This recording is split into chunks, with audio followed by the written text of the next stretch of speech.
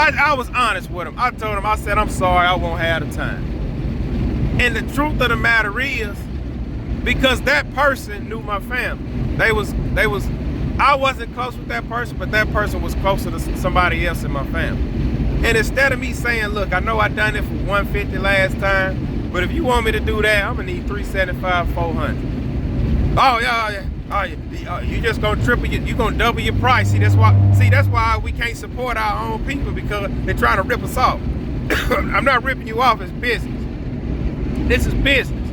Because if I got everybody over here paying me $400 to do this one job, why am I gonna come back over here for you and do it for $150? It's not gonna happen. Like, check this out, I picked up this other new customer.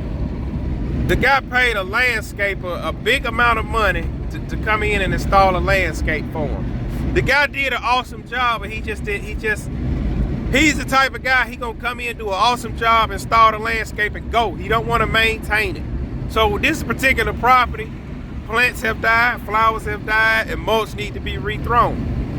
Now, the guy that hired me to cut the grass, he didn't know I knew how to do all of that. Because he was asking me, do you know somebody that can do this? I said, well, man, you tell me what you want. I can make it happen. And he said, oh, I didn't know you did all that. I said, well, and this is how I approached him. I approached him like a professional. I said, you tell me what it is you want, and I will see if that type of plant survive down here in South Mississippi humidity. I said, because we can get any plant, but everything is not going to survive in your property because of the weather conditions we have down here. I said, what I do, I print everything up, I get you a pamphlet together, and I give it to you. You tell me what we want, and I give you the price on everything. Now, I already know what I'm gonna charge to do each little job. I know what I'm gonna charge. It's not gonna be cheap. I'm gonna be honest with you. It's not gonna be cheap. It's gonna be on the high side. Why is it gonna be on the high side? Because if you know you good at something, why do it for free? You called me out here to do a job. I didn't call you. You called me. Now, some people look at this video and say, man, this guy's arrogant. He's cocky. Who want to do business with him? And I don't have this tone with my customers, even though my customers can watch this video. I'm making this example for the new guys starting out. You will have customers that know that they are taking advantage of you, and they'll be like, oh man, let's keep squeezing this juice for let's keep squeezing this lemon for all the juice we can get. Another case in point, I had this one other customer. He had big money. He had big money. Now, I didn't know how to price jobs. I was trimming his shrubs, cutting his grass. I was doing all of that, I want to say, for $50. Like, this is not too long after I started out. I want to say $50. I can't remember.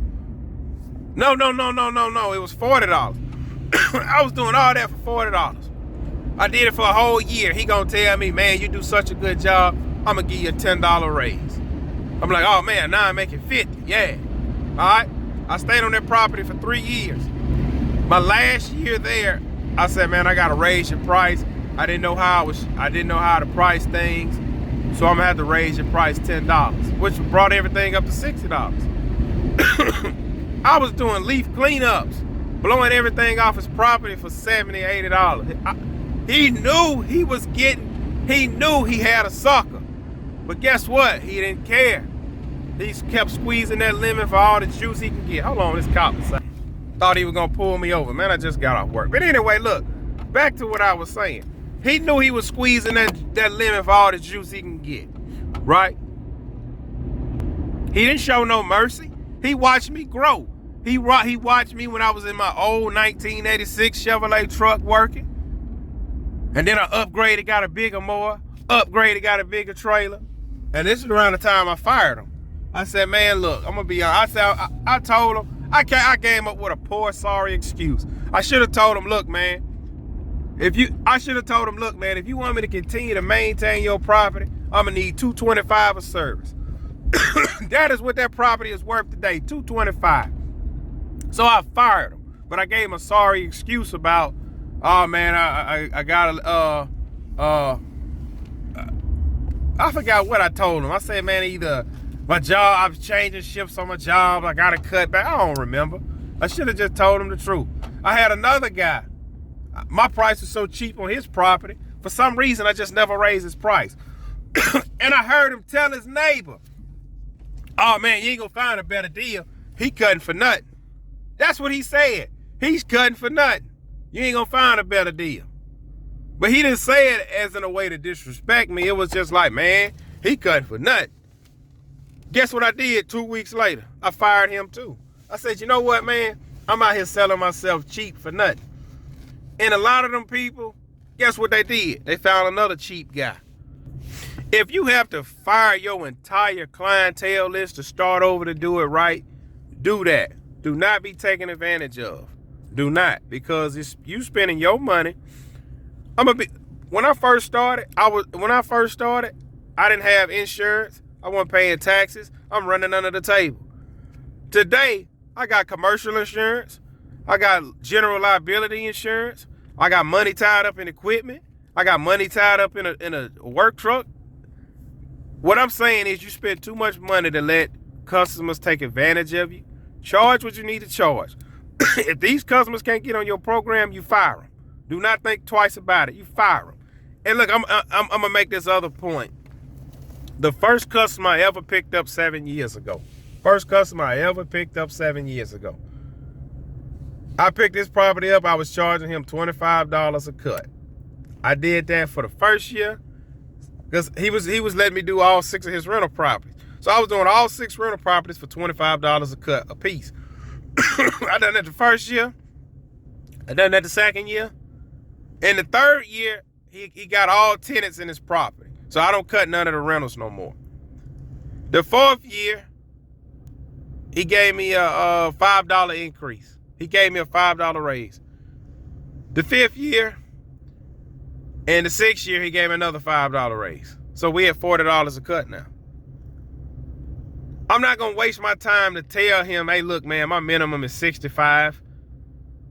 I'm raising my price. I'm just going to let him go. Because in his mind, he thinking oh, man, I'm giving him a raise. I'm paying him $40.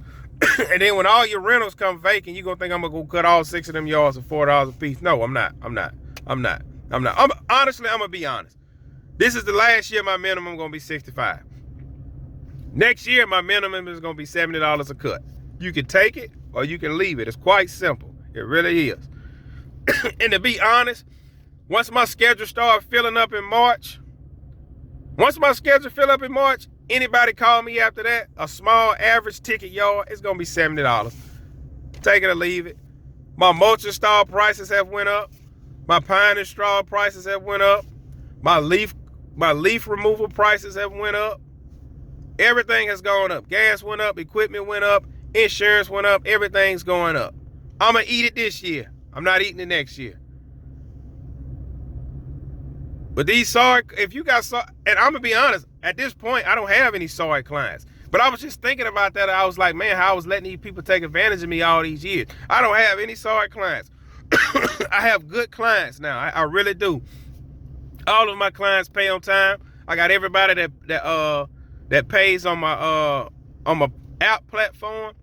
I don't have to chase money. I have all good clients now. Because what I do now, the first time you give me a hiccup, I send you down the road. I'm not explaining nothing. I'm not going back and forth. When the season was over last year, I was maintaining 67 properties with the full-time job. I don't have time to be running around chasing money, dealing with sorry customers. When the season ended, I dropped 12 customers. That was a problem. The money was slow. You complain about that? They weren't complaining. I just had one when the money was slow. The other one couldn't seem to stay on a schedule. One of them always wanted to change schedule. Can you come this day instead of, no. You don't dictate the schedule. I dictate the schedule. It's going to be my way or it's going to be the highway. You're going to pay on time or you're going to find somebody else. Weekly or bi-weekly. You want your yard fertilized, you're going to get it cut every week. Don't mean to be mean. I'm cutting dry now. I'm not here to be your friend. You call me to do a job. I'm going to do that job. I'm moving on. It is what it is. Now, people can get mad all they want. I've had one person to tell me, they didn't tell it to me. They told it to the internet. He's changed. He's arrogant now. Just because he's doing a good job and he's picking up a lot of work, he's arrogant. He's feeling himself. I'm feeling myself because I done got okay at what I'm doing.